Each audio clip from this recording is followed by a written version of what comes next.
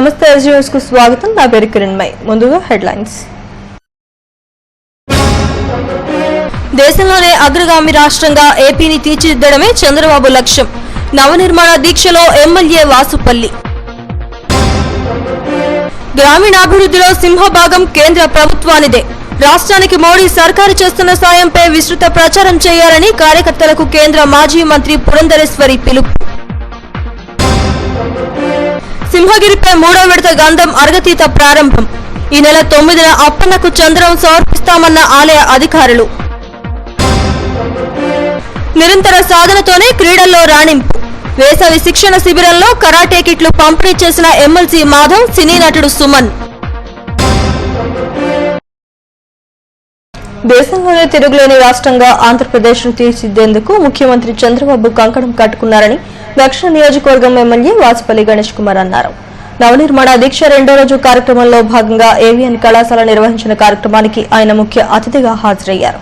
ప్రభుత్వ పనితీరును వివరిస్తూ పలువురు గీతాలు ఆలపించారు. ఈ సందర్భంగా జరిగిన సభలో ఎమ్మెల్యే వాసుపల్లి మాట్లాడుతూ లోటు బడ్జెట్తో ఉన్న రాష్ట్రాన్ని ప్రగతి పదంలో పయనింపజేస్తున్న ఘనత ఆయనకే దక్కుతుందని అన్నారు. రాష్ట్రాభివృద్ధిలో ప్రజలను భాగస్వామ్యం చేసేందుకే ఈ నవనిర్మాణ దీక్షని పేర్కొన్నారు. ఈ కార్యక్రమంలో ZC Chakradhar, UCD, PD Srinivas, ఏపీడీలు, స్థానిక నేతలు పాల్గొన్నారు. ఈ రోజు గ్యాస్ ఉందా లేదా చూసుకుంటాం. ఈ రోజు పాల్ ప్యాకెట్ డబ్బులు చూసుకుంటాం. రేపు పాల్ ప్యాకెట్ డబ్బులు ఉన్నాయి కూడా చూసుకోము. మన మనసు నైట్ అటువంటిది. కానీ ఒక నాయకుడు, దేశ నాయకుడు ఎప్పుడు కూడా ఏంటంటే బావి తర్వాత చూస్తారన్నమాట. ఈరోజు మిమ్మల్ని చూడలేకుండా మీ పుట్టే పిల్లలకి, ఆ పిల్లలకి రాబోయే రోజుల్లో చూడండి చక్కగా ఎంత ప్రతిజ్ఞాన్ని 2022, 2029, 2050 ఈ ప్రణాళిక చూడండి. తీసుకెళ్తారు నీకు ఏర్పడితే డౌన్ చూడండి అంటే చాలా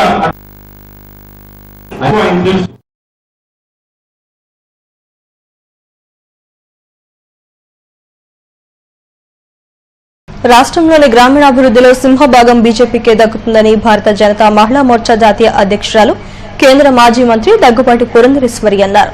ఇప్పటికే 1,75,000 కోట్ల రూపాయలు రాష్ట్రానికి కేంద్రం సహాయం చేస్తుందని తెలిపారు. నగరంలో ఆమె మీడియాతో మాట్లాడారు. కేంద్ర ప్రభుత్వ పథకాలు, విభజన ఆంధ్రప్రదేశ్ కు మోదీ సర్కారు చేస్తున్న సాయం తదితర అంశాలను ప్రజల్లోకి బలంగా తీసుకువెళ్లాలని కార్యకర్తలకు పిలుపునిచ్చారు. 15 రోజుల పాటు విస్తారక్ పేరిట ఈ ప్రచార కార్యక్రమాన్ని నిర్వహిస్తున్నామని తెలిపారు. విశాఖలో భూ కుంభకోణంపై మంత్రి అయ్యన్నే స్వయంగా స్పందించారని, దీనిపై ప్రభుత్వం విచారణ నిర్వహించి నిగ్గు తేల్చాలని అన్నారు. జాతీయ కార్యనిర్వాహక కార్యదర్శి సతీష్ జీ మాట్లాడుతూ కేంద్ర ప్రభుత్వ పథకాలను ప్రజల్లోకి బలంగా తీసుకువెళ్లి రాష్ట్రంలో పార్టీ బలోపేతానికి కృషి చేస్తామని చెప్పారు. కోట్ల రూపాయల మేరకు ఆల్రెడీ 3 సంవత్సరాల కాలంలో ఆంధ్ర రాష్ట్రానికి అందించినటువంటి సహాయం కావచ్చు, ముందు రాబోయే రోజులు అందించేటువంటి సహాయాన్ని కావచ్చు, ఈ వివరాలన్నింటినీ కూడా ప్రజల్లోకి తీసుకువెళ్లాలి అంటే విస్తారక్ యోజనని ఖచ్చితంగా మనం పటిష్టంగా నిర్వహించుకోవాలని చెప్పి వారు పిలుపునివ్వడం జరిగింది.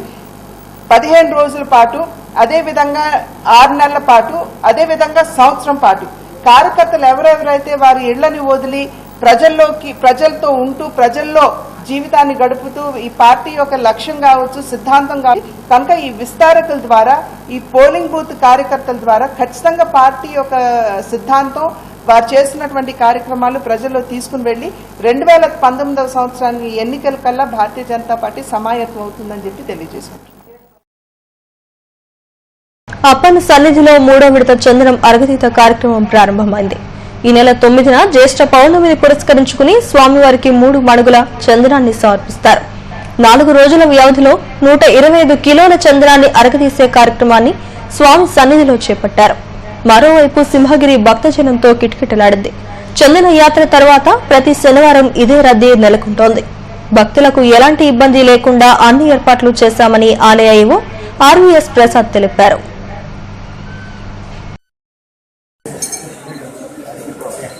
शुभांगाय मंगलाय महोजसे सिंहशैल निवासाय श्री नृसिंहाय मंगलम् శ్రీ శ్రీ శ్రీ వరాహలక్ష్మీ నృసింహస్వామి వారి దేవాలయం, సింహాచల దేవస్థానం సింహాచలం, ఉత్తరాంధ్రకే ఆరాధ్య దైవం వరాహ నృసింహస్వామి. ఈరోజు ప్రత్యేకంగా స్వామివారికి మహాపర్వదినం మనందరికీ కూడా. స్వామివారి దేవాలయంలో ఈరోజు వేకుజామున సుప్రభాత సేవలు జరిగిన తర్వాత ఆరాధన కార్యక్రమం జరిగినది. తదుపరి బేడా చుట్టూ పరివారంతో సైతంగా చందనం అరగతీత గురించి ప్రత్యేకంగా ఇక్కడ బేడా చుట్టూ ప్రదక్షిణాలు చేసిన తర్వాత ఇక్కడ బాండాగారం దగ్గర ప్రత్యేకంగా ఇక్కడ విశ్వక్సేన ఆరాధన పుణ్యాహోచన కార్యక్రమం. నూతన పెన్షన్ విధానాన్ని రద్దు చేసి పాత విధానాన్ని పునరుద్దరించాలని డిమాండ్ చేస్తూ ఈ నెల 6న ధర్నా నిర్వహిస్తున్నట్లు ఉద్యోగ ఉపాధ్యాయ కార్మిక విశ్రాంత ఉద్యోగుల జేఏసీ తెలిపింది. కలెక్టరేట్లోని ఎన్జీఓ హోంలో ఏజేఏసీ జిల్లా చైర్మన్ కె ఈశ్వరరావు మాట్లాడుతూ 2004 తర్వాత ప్రభుత్వ శాఖల్లో చేరిన ఉద్యోగులకు నూతన పెన్షన్ విధానాన్ని ప్రవేశపెట్టడం వల్ల ఎలాంటి ప్రయోజనం లేకుండా పోయిందని అన్నారు. ఫండ్ మేనేజర్లకు, షేర్ మార్కెట్లకు ప్రయోజనం చేకూరేలా కేంద్ర రాష్ట్ర ప్రభుత్వాలు ప్రయత్నిస్తున్నాయని విమర్శించారు. కాంట్రాక్ట్ ఉద్యోగుల సర్వీసులు క్రమబద్దీకరించాలని డిమాండ్ చేశారు.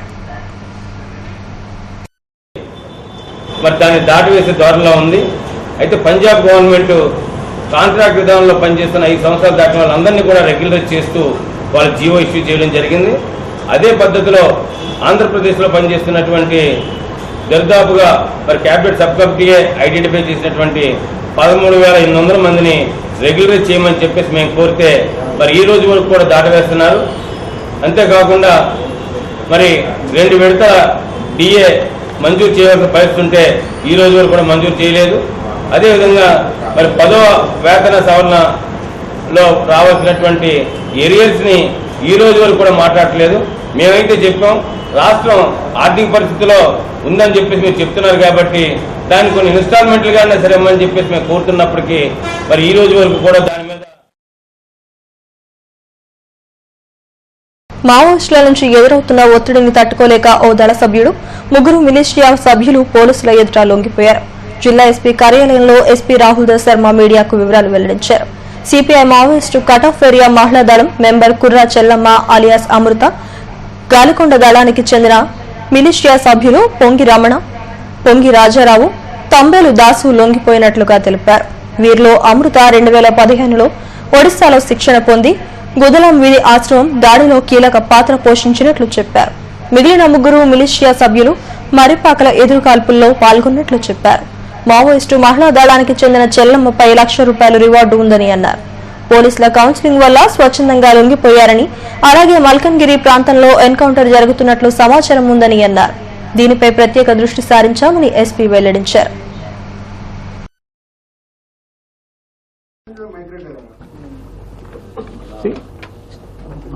సరెండర్ అయిపోయారు. అందులో ఒకరు పెద్దవల్లి ఏరియా కమిటీ నుంచి, 3 గాలికొండ ఏరియా కమిటీ నుంచి ఉన్నారు. ఫస్ట్ మనకి కోర చెల్లమ్మ అమ్మాయి అలియాస్ అమృత, ఆమె లండలు విలేజ్, గిన్నెలకొట్ట పంచాయతీ, పెద్దబాయిలు మండల్. ఆమె దళం మెంబర్. ఆమె మీద 1 lakh రివార్డ్ ఉంటుంది. ఎస్ఐబి నుంచి 1 లక్ష రివార్డ్ ఆల్రెడీ ఉంటుంది, అనౌన్స్ చేయడం జరిగింది. ఆమె 2015లో పెద్దవల్లి దళంలో జాయిన్ అయింది. దీని తర్వాత 2 months పనిచేసిన తర్వాత మిలిషియా మెంబర్కి దళం మెంబర్లుగా పెద్ద దళంలో చేరింది. కట్ ఆఫ్ ఏరియాలో మొత్తం 2016లో పనిచేసింది. దీని తర్వాత ఈ సంవత్సరం మే నెలలో బయట వచ్చింది దళం నుంచి. కారణం అంటే ఆమెకి ఆరోగ్యం బాగాలేక బయట వచ్చింది. మళ్ళీ పెళ్లి కూడా అయిపోయింది. ప్రస్తుతంగా బయట ఉండాలనుకుంటున్నారు కాబట్టి బయట వచ్చింది అమ్మాయి. ఒడిశాలో ఒక ట్రైనింగ్ క్యాంప్లో అటెండ్ చేయడం జరిగింది అమ్మాయి ద్వారా. తర్వాత 3 ఉన్నారు మన దగ్గర. బుద్రాల పంచాయతీ నుంచి 3, స్పెషల్లీ మన మర్రిపాకులు జరిగింది లాస్ట్ ఇయర్. అందులో ఆజాద్ చనిపోయారా, ఆక్సిందే ఫైల్లో కూడా అతను పాల్గొన్నారా, వాళ్ళ తరపు నుంచి ఉన్నారా. నెక్స్ట్ పాంగి రాజారావు, అతను కూడా 2008లో కూడా ల్యాండ్ మైన్ బ్లాస్టింగ్ లో కానీ జిలెటింగ్ స్టిక్స్ అందులో దీంతో పాటు ఉన్నారా. గాలికొండ దళం జగన్ కృష్ణతో పాటు తిరుగుతున్నారు. అతను బాబురావు ఎక్స్ సర్పంచ్ హౌస్ మీద కూడా దాడి చేయడం జరిగింది అతని ద్వారా. ఎస్, ఇన్ఫర్మేషన్ వచ్చింది. మల్కాన్గిరి డిస్ట్రిక్ట్ లో ఒక I think it's going on, exchange of fire is going on. ఆ నేమ్స్ ఆల్రెడీ అరెస్ట్ అయిపోయిందా? మనము 29th ఆల్రెడీ అరెస్ట్ చేసి పంపించాను. వేరే వేరే కేసులో వాళ్ళు అరెస్ట్ అయ్యారా. అరెస్ట్ 29th అయింది. లెటర్ అయితే కొంచెం లేట్ వచ్చింది. ప్రధాని మోడీ పిలుపు మేరకు మేక్ ఇన్ ఇండియాలో భాగంగా academy of robotic skill development కార్యక్రమం నిర్వహించింది. రమాటాకిస్ రోడ్లో నిర్వహించిన కార్యక్రమంలో భాగంగా పిల్లలకు రోబోటిక్స్ తయారీపై శిక్షణ మెలకువలు నేర్పించారు. 6 నుండి 15 సంవత్సరాలలోపు పిల్లలు ఉత్సాహంగా పాల్గొన్నారు. అకాడమీ డైరెక్టర్ ఎన్ శ్రీకాంత్ మాట్లాడుతూ ఆధునిక ప్రపంచంలో రోబోటిక్స్ పాత్ర కీలకంగా మారనుందని అన్నారు. పిల్లలకు చిన్న వయసు నుండే రోబోటిక్స్ పై అవగాహన కల్పించడం అవసరమని అన్నారు.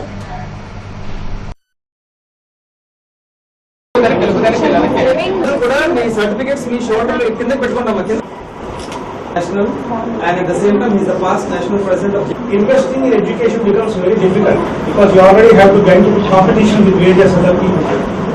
The best time to invest in your education is right now, and what you are doing in your summer time is the most valuable and progressive.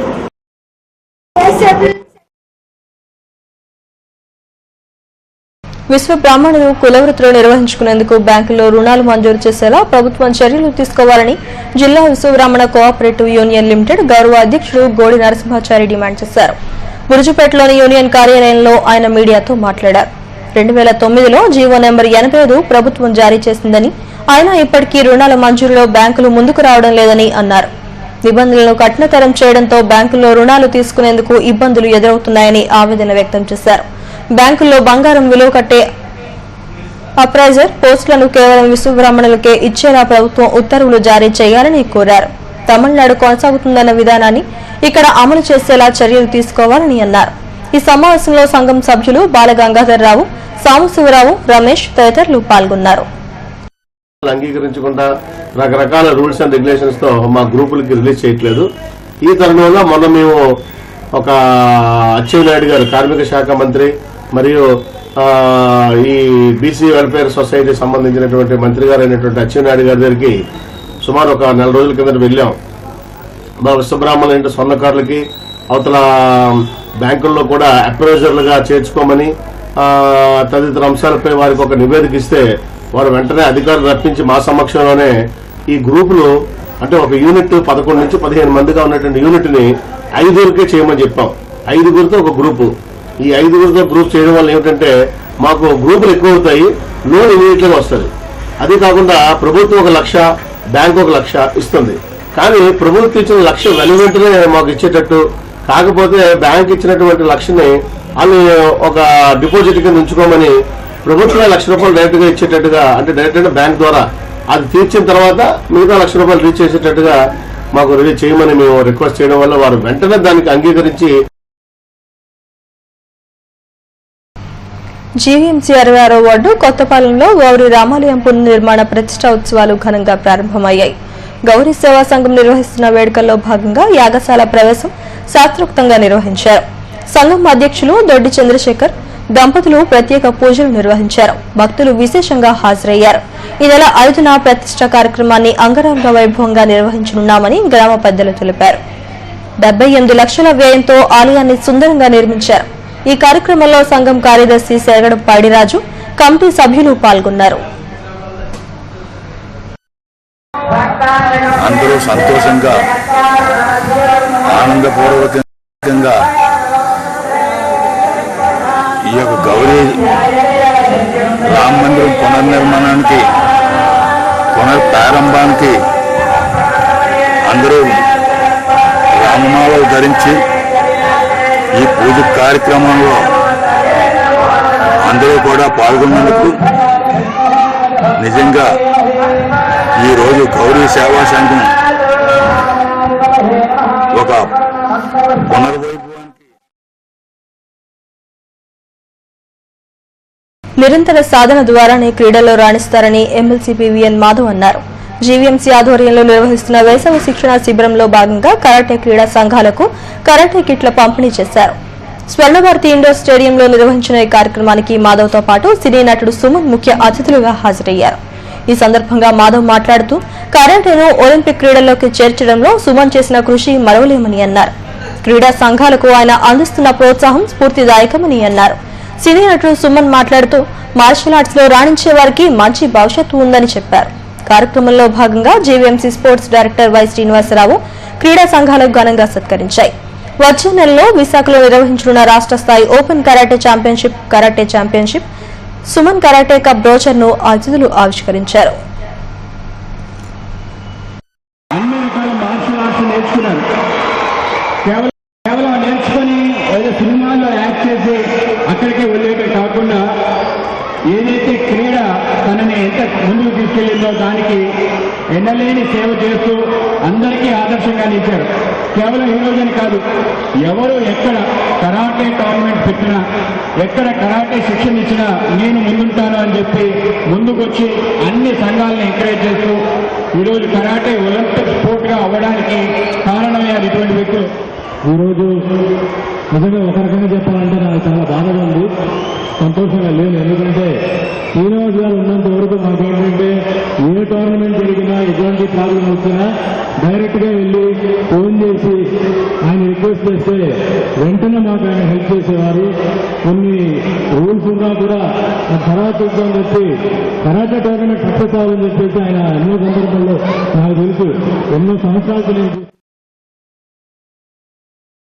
Birla జంక్షన్లోని circus ground లో ఏర్పాటు చేసిన ఆదిత్య ఫన్ఫేర్ హ్యాండీక్రాఫ్ట్ ఫన్ఫేర్ ఎగ్జిబిషన్ సందర్శకులను విశేషంగా ఆకట్టుకుంటోంది.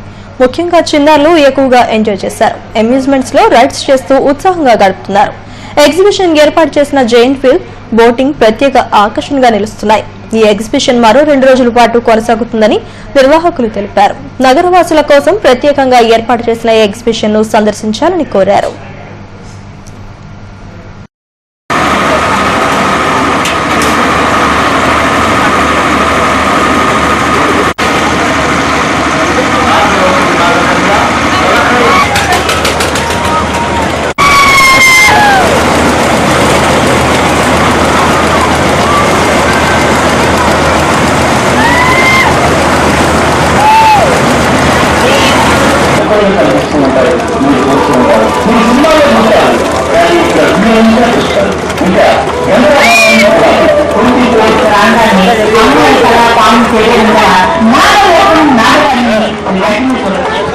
చాలా బాగున్నాయి పిల్లల యొక్క కార్యక్రమాలు అన్నీను. ఆడుకోవడానికి తిరిగేవి, చదువుకునే బుక్స్ దగ్గర నుంచి అన్నీ దొరికాయి.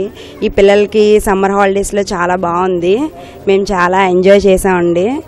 అందరూ వచ్చి ఎంజాయ్ చేయాలని కోరుకుంటున్నాను నేను.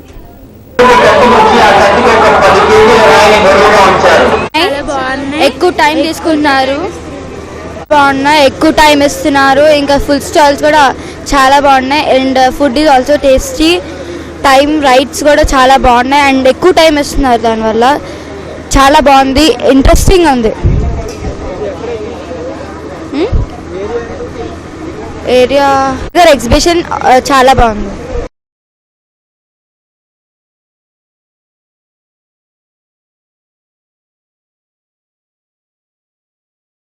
మరోసారి దేశంలోనే అగ్రగామి రాష్ట్రంగా ఏపీని తీర్చిదిద్దడమే చంద్రబాబు లక్ష్యం. నవనిర్మాణ దీక్షలో ఎమ్మెల్యే వాసుపల్లి. గ్రామీణాభివృద్ధిలో సింహభాగం కేంద్ర ప్రభుత్వానిదే. రాష్ట్రానికి మోడీ సర్కారు చేస్తున్న సాయంపై విస్తృత ప్రచారం చేయాలని కార్యకర్తలకు కేంద్ర మాజీ మంత్రి పురంధరేశ్వరి పిలుపు. సింహగిరిపై 3వ విడత గంధం అర్ఘతీత ప్రారంభం. ఈ నెల 9న అప్పన్నకు చంద్రం సమర్పిస్తామన్న ఆలయ అధికారులు.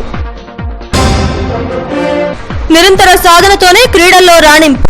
వేసవి శిక్షణ శిబిరంలో కరాటే కిట్లు పంపిణీ చేసిన ఎమ్మెల్సీ మాధవ్, సినీ నటుడు సుమన్. ఈ వార్తలు ఇంతటితో సమాప్తం. మరిన్ని వార్తా విశేషాల కోసం చూస్తూనే ఉండండి STV న్యూస్.